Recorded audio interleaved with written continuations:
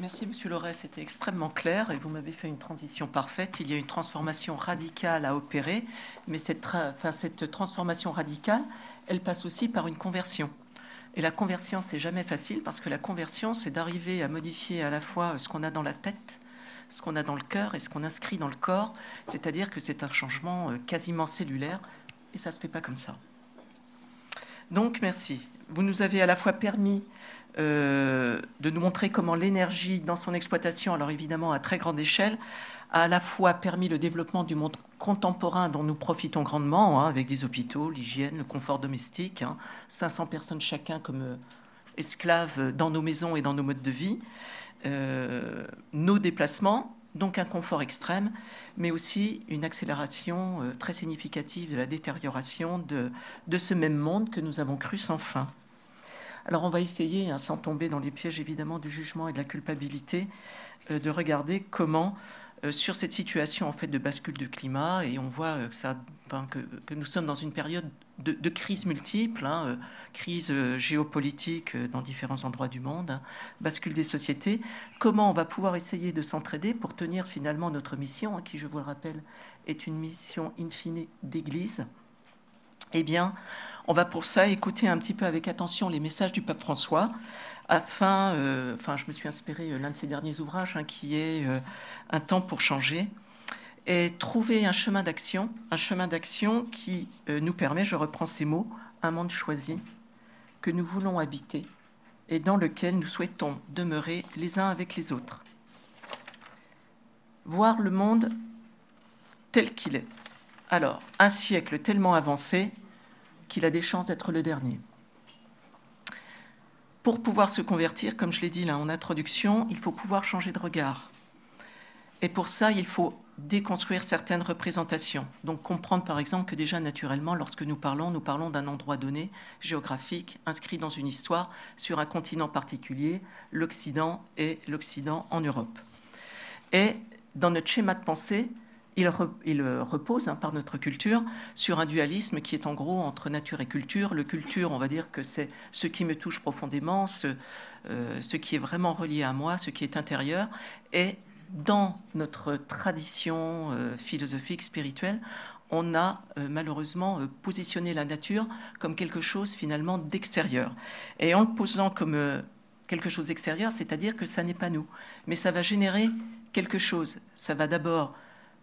Cette distance vis-à-vis de l'extérieur va permettre de considérer la nature finalement comme un lieu de ressources, alors que du côté de la culture, qui est l'intérieur, c'est finalement un lieu qui est source. Et c'est bien important de distinguer la nature comme lieu de ressources, donc exploitable, et par contre notre intériorité, qui est un lieu source, qui est inspirant, et qui va créer chez nous un élan vital lorsqu'il est touché. Mais lorsque c'est un lieu de ressources, exploitation, et que ce lieu est touché, comme la nature est touchée aujourd'hui, comme notre montre est touchée aujourd'hui, eh bien, ça ne crée pas obligatoirement de réaction avec un élan vital. Et c'est ce qui fait que finalement, on a du mal à prendre en considération ce qui nous arrive. Parce que nous allons développer face à ça plusieurs formes d'indifférence. On parle d'indifférence cognitive. C'est vrai qu'un trop-plein d'informations, un trop-plein de choses à prendre en compte fait qu'on va délaisser un peu ça. On le sait bien, trop d'infos, par exemple, tue l'info, mais ça n'est pas que ça. On va avoir une indifférence réactive face à tout ce qu'on entend, face à tout ça. On va se dire, tout ça c'est excessif, et on va se mettre dans une indifférence un petit peu de réaction face à l'excès. Et puis on va avoir une indifférence de renoncement. L'indifférence de renoncement, c'est finalement ce sentiment d'impuissance qu'on a entre ressentir ce qui est à notre mesure, petite mesure, et puis cette complexité, par exemple, multicrise, dont on se sent évidemment individuellement totalement impuissant à trouver une solution. Donc on va se remettre un petit peu en retrait. Et de ce fait, cette situation qui n'est pas un élan vital, pose problème pour réagir et trouver des solutions. Donc entrer finalement dans une démarche de conversion. Pour entrer dans une démarche de conversion, il faut aussi se confronter au réel, c'est-à-dire regarder la situation de manière objective, on va dire une saine analyse, mais aussi accepter cette situation, accepter ce que nous a montré M. Loret, le prendre en considération, ce sont des faits scientifiques, on ne peut pas les ignorer et nous devons les prendre en compte et les faire nôtres. Alors évidemment, quand on veut faire une saine analyse, quand on veut se confronter au réel, il faut regarder notre passé. Notre passé a pu être glorieux, des fois il n'est pas glorieux, et il faut accepter aussi parfois l'ignominie de notre passé. C'est parce que ça fait partie de ce que nous sommes et ça fait partie du monde. Et je donne pour exemple le fait, par exemple, que Jésus ne va pas rejeter, n'a jamais rejeté le monde tel qu'il est et les hommes tels qu'ils sont. Il a pris le monde tel qu'il était. Il a pris les hommes tels qu'ils sont et ça ne l'a pas empêché d'essayer d'avancer. Et nous ne devons jamais l'oublier, sinon nous ne serons pas dans l'espérance et nous allons tout de suite, là encore, nous effondrer au lieu de trouver, on va dire, sur une barre de 100%, s'il ne restait qu'1%, l'important, c'est d'aller dans la voie du 1% qui reste encore possible. Nous devons aussi considérer de prendre en compte le fait que nous n'avons pas tous les mêmes ressources, les mêmes dispositions au départ, que ce soit en tant que personne, mais que ce soit aussi en tant que lieu. Évidemment, la situation n'est pas la même selon que l'on est né sur les trottoirs de Paris ou bien sur les trottoirs de Manille. Les situations climatiques, les situations conflictuelles, etc., les situations sociales ne sont pas de même nature. Essayez de voir aussi que l'autre est un frère. On a toujours ce rapport difficile à l'autre, ce rejet plutôt naturel parfois de la couleur de peau ou d'autre chose ou d'une situation. C'est là aussi quelque chose qu'il faut regarder en face pour accepter que nous ne sommes pas parfaits, que nous ne faisons peut-être pas toujours ce qu'il faudrait faire, que nous ne voyons pas obligatoirement comment nous devrions voir, ne pas se fustiger, s'auto-fustiger parce que ça ne fait pas avancer, mais l'accepter pour essayer d'avancer. Bref, en gros, nous nous sommes habitués finalement à posséder.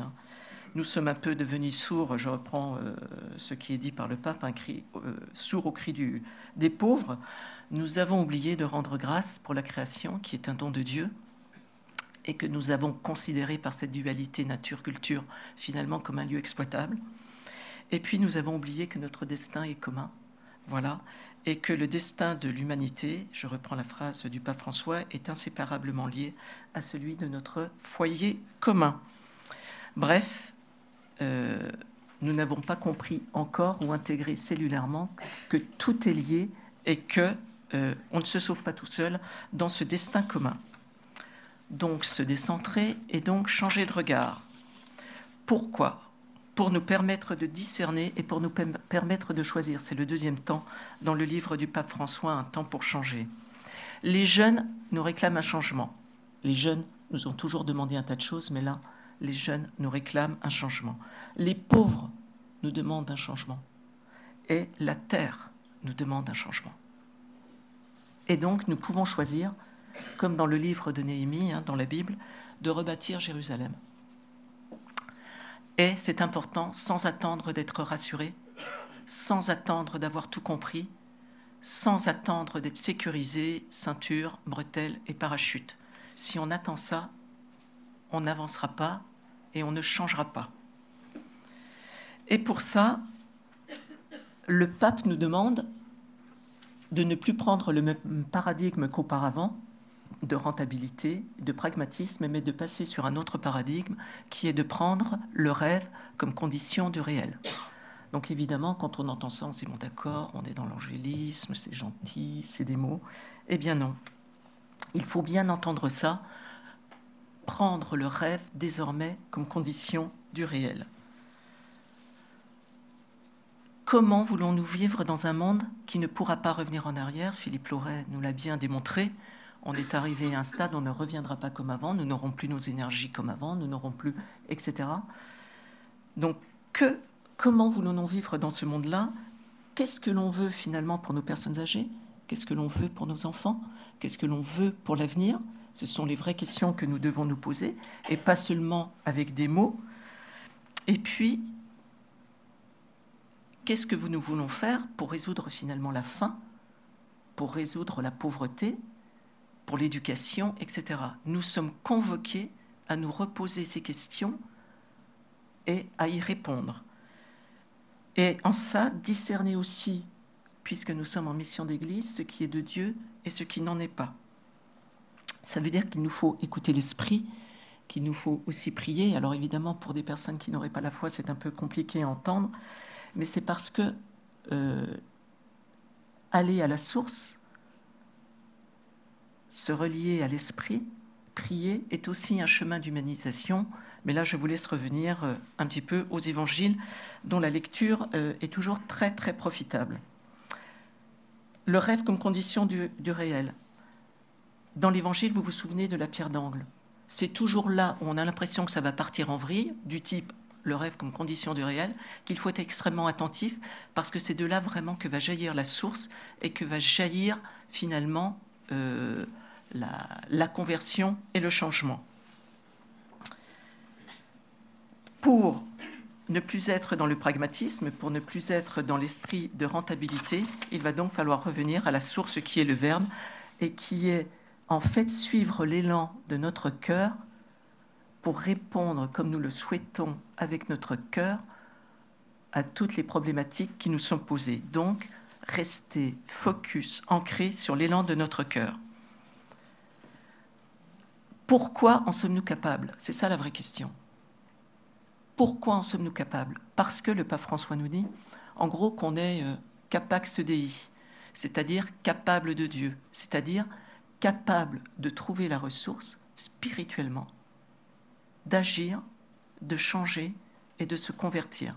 Et pas avec des grands gestes, pas avec des grands discours, pas avec des faits héroïques, mais simplement en acceptant notre petite mesure d'homme et en acceptant de faire des petits pas avec. Vous êtes d'ailleurs, et il faut bien l'entendre aussi parce que ça aide un peu, vous êtes tous déjà dans vos missions, puisque nous sommes ici avec des présidents d'OGEC, avec des chefs d'établissement. Vous êtes déjà des David, vous êtes déjà des Samaritains, et vous êtes déjà des intendants rusés. Et c'est ce qui nous est demandé, c'est-à-dire, c'est de faire preuve d'inventivité, de faire preuve de créativité et de faire preuve d'action. Et vous le faites déjà. Je ne sais pas si vous vous en rendez compte, mais vous le faites déjà puisque vous avez bâti des choses, vous avez réussi des choses qui ne vous semblent pas, vous, héroïques, mais qui ont permis le réseau dans lequel vous vivez et qui permet qu'il perdure.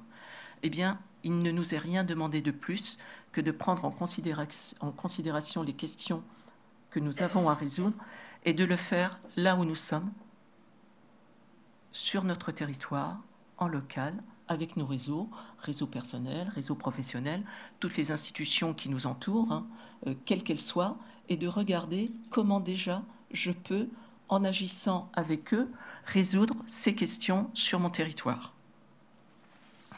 Tout en restant évidemment animé par le saint désir de résoudre une injustice, de faire le bien commun. Ce saint désir et la sainte colère, démarrer avec la sainte colère, ça n'est plus acceptable. Passer au saint désir, voilà, à quoi je vais m'attacher et comment je vais le mettre en œuvre là où je suis. Donc le pape François vous requiert aujourd'hui là où vous êtes. Il va vous requérir plus avant également, et c'est une étape un petit peu difficile de son livre à comprendre, lorsqu'il nous demande d'aller aux périphéries.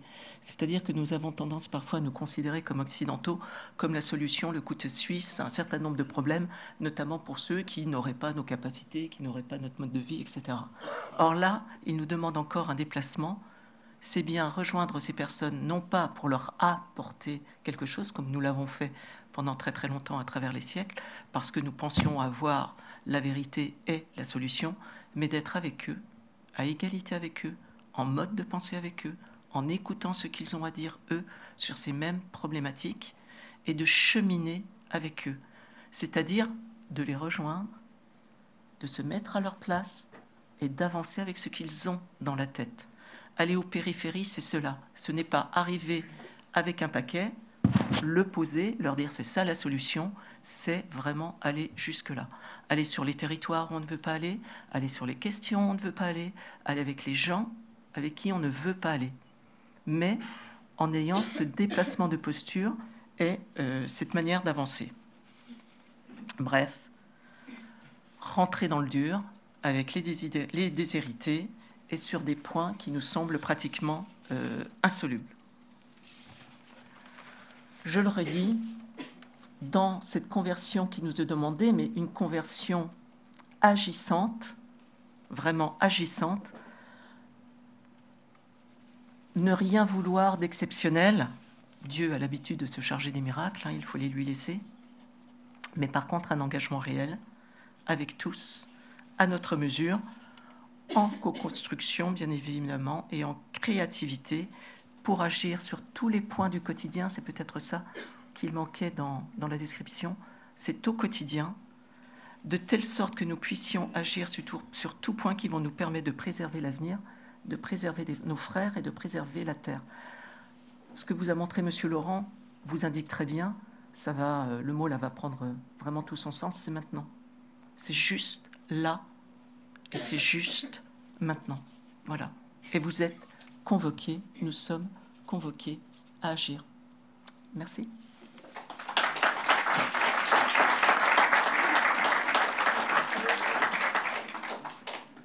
Merci beaucoup Isabelle. Comme convenu, est-ce que nous avons quelques questions après ces deux interventions? Je peux passer dans la salle.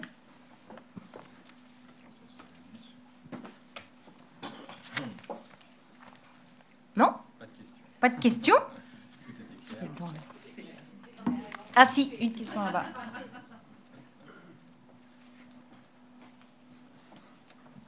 Merci. Non, c'est simplement, ça relève des interventions qui ont été très claires et je dirais des exposés graphiques tout à fait parlants. C'est simplement, l'action qui nous est demandée est précisée dans tous ces domaines. Est-ce que cette action, pour nous, en France, en Europe, a un sens par rapport au reste du monde? C'est-à-dire, est-ce que ce que vous dites, on doit tenir compte des autres? Est-ce qu'on peut reprocher à des pays qui veulent notre développement de produire les effets du réchauffement? Et est-ce que nos efforts sont vains ou pas par rapport à cet état de fait? C'est-à-dire que d'autres qui veulent se développer vont consommer et produire ce que nous connaissons aujourd'hui. Je pense que fondamentalement, c'est un petit peu, je ne sais pas si vous vous souvenez de la chanson de Sting, que les Russes aiment leurs enfants. C'est-à-dire que toutes les populations, je pense, ont peur pour l'avenir. Et vous avez raison. Comment reprocher à des parties du monde de vouloir ce que nous avons eu et qu'on leur dit aujourd'hui c'est trop tard. Les gars, là, c'est trop tard. C'est tant pis.